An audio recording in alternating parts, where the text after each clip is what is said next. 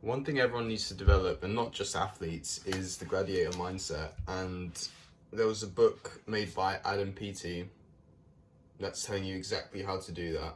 And I'm going to go through all the chapters and how to implement them so you can develop a stronger mindset in order to not just perform in a sport, but succeed in everyday life. After a short introduction, a prologue where Adam talks about one of his high-level competitions, we are greeted with chapter 1, and straight away he establishes that the body can be pushed so much further if the mind is fully in control. And he states that impossible is just a concept and anything is achievable with the right mindset. He touches on the lizard brain, which is something that a lot of people talk about, and it's that thought process of you just basically create excuses for yourself no matter what the situation is to try and stop you from doing something, and this is something you definitely have to get rid of if you want to build the gladiator mindset. Chapter 2 seems to be one of the most important chapters. It's one of the longest ones, and that is called Identifying Your Inner Purpose and Creating Your Goals.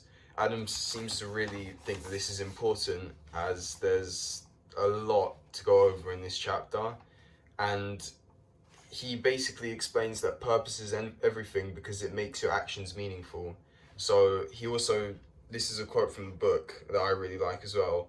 A goal is an expression of your purpose. So if you have no purpose, you have no goals. So if you can really backtrack this, if you want to find out your purpose, you have to look at your goals and then see what is fueling them.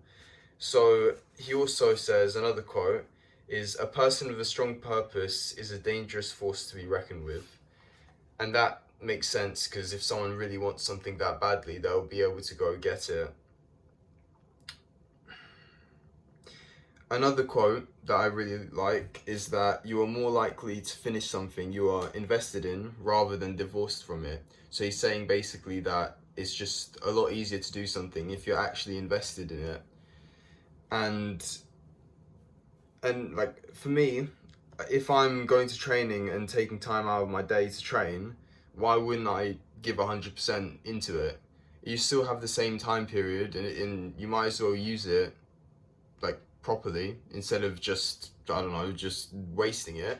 If you're dedicating yourself a certain amount of time to work, to do like a certain piece of homework, if you want to complete a piece of homework in an hour, then you better fully invest, not have any of these distractions, phones that you see notifications pop up and then you take your attention away from the homework.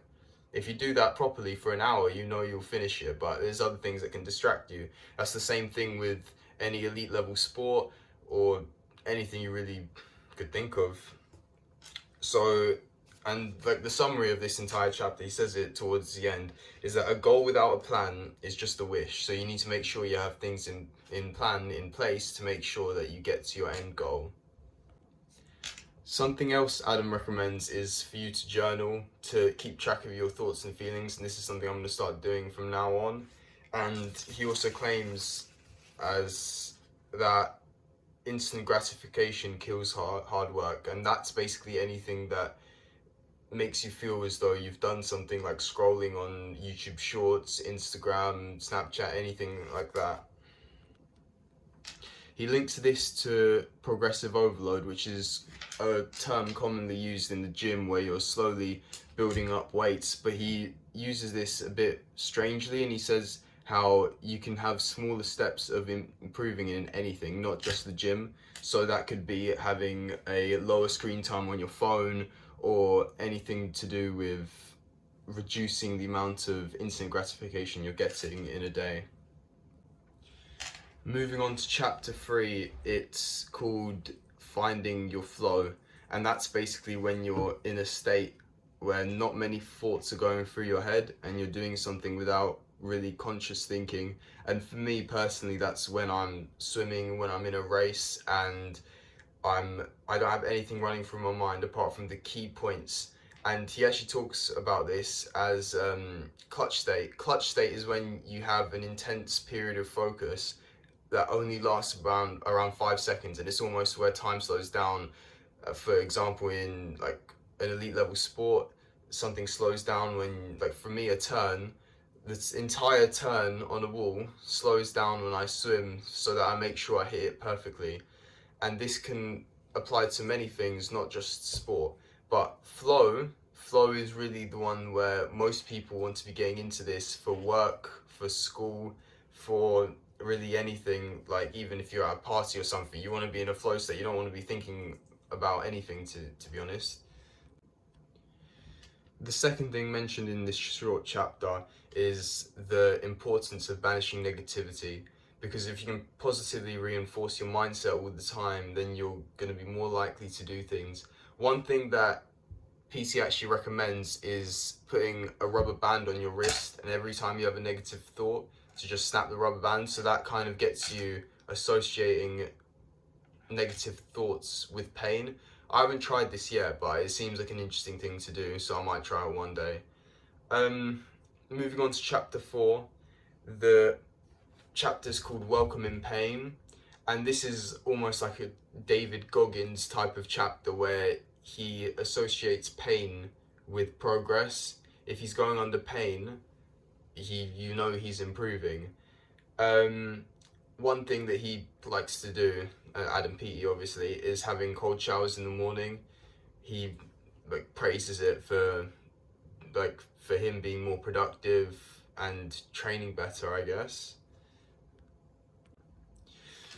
On the next chapter, which is chapter 5, he sort of links it to chapter 3 by saying that cultivating positivity is extremely important for getting into the right mindset to perform. And a quote that I really like from this chapter is that you can't cheat death. However, if you can create a memorable change, then you become immortal. He's basically saying that if you can do something worthy of you living, then people will remember you for that. So he also talks about banishing negative thoughts again, and what he does, which I find interesting, is he dissects negative thoughts. So he thinks, why am I having this negative thought? Then he kind of like almost laughs at it, and this creates a very strong positive mindset. One other thing that he praises a lot is to surround yourself with high quality people, because they will tell you if you're doing something out of line, and he just praises it for just improving yourself, not only as an athlete but as a person. The next chapter, chapter 6, is a lot more about the whole performance aspect of him. If you don't know who Adam Peaty is, he's a Olympic gold medalist and record holder still to this day on 150 breaststroke, both events. And chapter 6 is all about channeling your aggression. And this chapter is probably the most interesting for me because I'm also a swimmer. And he talks about how to summon the fight reflex through controlled aggression, and he deliberately makes it clear that it's controlled aggression, otherwise then your plan might fall out of hand, and if you're too aggressive you might not stick to it, or you might go out slightly faster than you intended to. And to get into this state, he recommends you think of something that really angers you, probably like a past experience, and also he uses music. He's got a playlist in his book that I can try and show you later. So this is really interesting because this chapter, I still remember it, it talks about how if you get in the right mindset, you can force your body to release either testosterone or estrogen depending on your situation. So if you decide to tackle a situation and you know you're going for it, then your body will release a lot of testosterone, which will help you fight. And if any part of you says to back down and you don't really feel comfortable doing something, your body will release estrogen as soon as you dive into the water, for example, in swimming, and that will give you a big disadvantage compared to if you have that whole testosterone boost of you jumping in and knowing that you're about to go through a whole lot of pain to get something you really want to. So chapter 7 is more on the whole self-improvement vibe, and he says it's labeled always be better than yesterday. And one of the quotes here is he really wants you to listen to your body. This is more for, I feel like, experienced athletes, because sometimes when you just start out going to the gym and you went once and now your body's all sore, sometimes you just need to hit a different muscle group. So you have to be pretty experienced in your field to know when to listen to your body. But obviously, if you've got a broken leg, don't go into a leg gym session, don't go to the gym at all. But he's just trying to say that if you know something is wrong, or you feel something like that's not muscular pain, obviously, because you just went to the gym, but something like an injury coming, then you should definitely listen to your body and try and prevent it. And one other quote that I really like is, "Success is certainly sweeter if you have tasted failure along the way." And this is just his humble past, to be fair. He's a very humble athlete, and he has definitely experienced some losses in his life, and he's saying that if you don't have losses, you'll never know what true success, to be fair, as he says, tastes almost. And one other thing that I feel like everyone should really do is work on their weakness. He also says this, that if you don't really work on your weaknesses, then you can't improve as a swimmer, and you probably can't improve as a person. So in chapter 8, he talks about how he bounces back from when things go wrong, and he has had a few losses, or not losses, but things that have stopped him from going forward. And one of them, he recently broke his foot, and in the Commonwealth Games, he did not manage to win his best events, which he normally does every year because he's the record holder. His record didn't get beaten, I don't think, but it was definitely like heartbreaking for him. You could see it. This book was written before that event, so in this chapter he is just saying to be resilient when you're in a low period of your life. And another quote that I can really relate to, and I know I'm guilty of this myself, but he says, "Because an exercise may have gone wrong in the morning, there's no point dwelling on it and feeling useless for the rest of the day." This is something that I can definitely say I'm guilty of. If something goes wrong, then I'm gonna just be in a bit of a mood for the rest of the day. And he's just saying to pick yourself back up, just to move on, park something and move on. This can be true after like a bad morning if you're off your routine, or even for me personally, after a bad swim, I just need to park it and move on, especially if it's in a weekend gala and I need to move on, think about another race.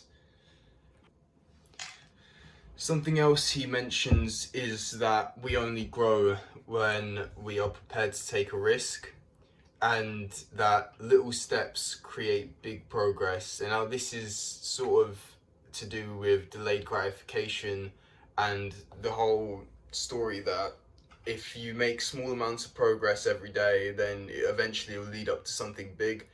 This is really relatable in the gym, for example. If you start off going 20 minutes a day, you can build up to 40 minutes, then hour workout 6 times a week. That's preferably the goal. If you can do a push-pull leg split 6 times a week and sustain it throughout the rest of your life, because sometimes things are more of a life choice compared to just a monthly thing. You can't really get in shape in 6 months. You need to commit your whole life to it.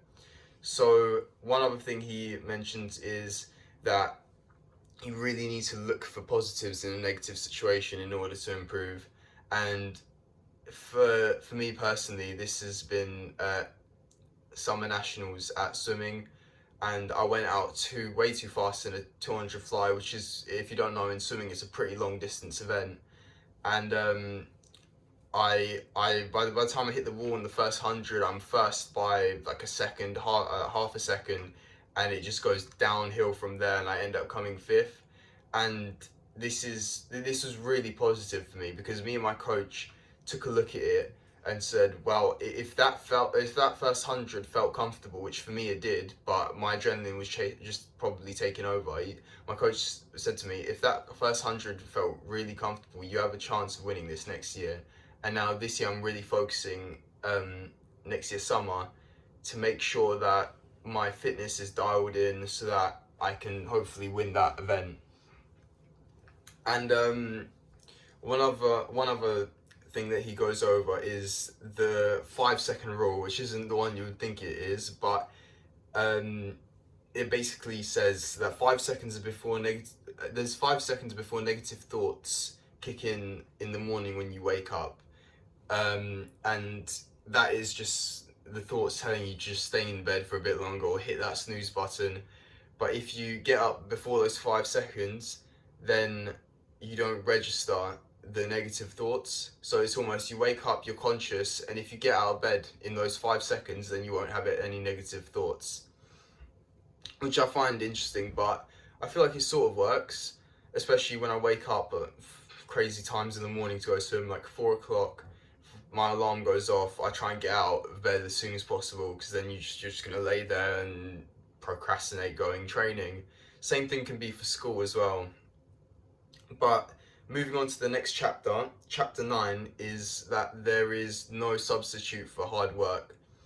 And this is something I truly believe in. I feel like if the person working hard, the person who's talented will never be the person who's working hard. And obviously there's obviously like exclusions, and some people will disagree. But if someone's constantly working hard, someone talented will definitely not beat them, and Adam seems to agree.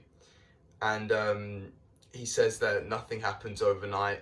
There's always a whole backstory for something to happen, and um, he says that there's no such thing as an overnight success, basically. This leads him on to say, to talk about the butterfly effect, which I've never heard until I've read about this book. And it's the idea that small actions influence massive results. And I do get where he comes from on this, because in a training session, for example, small things, if you do it right, like technically, if you turn correctly and do it over and over again for how many laps you're doing, then it will lead to a perfect technique. And he also really praises gratitude journaling, which is interesting because a lot of creators seem to be praising it in this moment. Chapter 10. Chapter 10 is all about separating the athlete and the person, and it's sort of like finding the balance, which won't really kind of relate with most people, because I'm sure there's not many people in the world like Adam Peaty. And he just talks about the importance of separating both people and living in the present. And this is because he believes you can only change the present, which I also agree with. You can't really, if you can't change the past, you might be able to like dictate the path of your future, but that's only by doing things in the present. And this is where one of his steps is to start meditating, because it actually allows you to focus on the present and be more present in your daily experiences, which could influence better choices. So moving on to chapter 11, he thoroughly sticks by the science, and this chapter is called Following the Science. And he says how his performance is a combination of gym, supplements, and the diet. Obviously supplements is not steroids, because he's been tested as a world-renowned athlete, but he lists his workout here, and if anyone's interested, I will probably maybe post another video on his workout, stuff he takes, and his diet.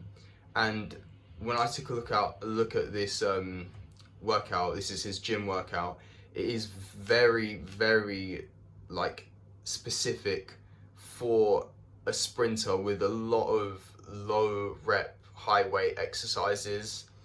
And from my knowledge, this is probably to build strength without trying to build muscle hypertrophy, because if you look at him, he's a big guy, which for swimming isn't the best, but it's obviously good to have a bit of muscle on you to be able to pull through the water more efficiently. But he's gotten to that point where he's sort of bridging the gap with too big now, so he's making sure to stick down his weights or not, he stick down his reps so he doesn't really build muscle. 'Cause if you know, I feel like 1 to 4 reps builds strength, or anything above 4 or 5 reps starts leading to fatigue, and that's what really causes muscle hypertrophy, which is the process of making the muscle bigger.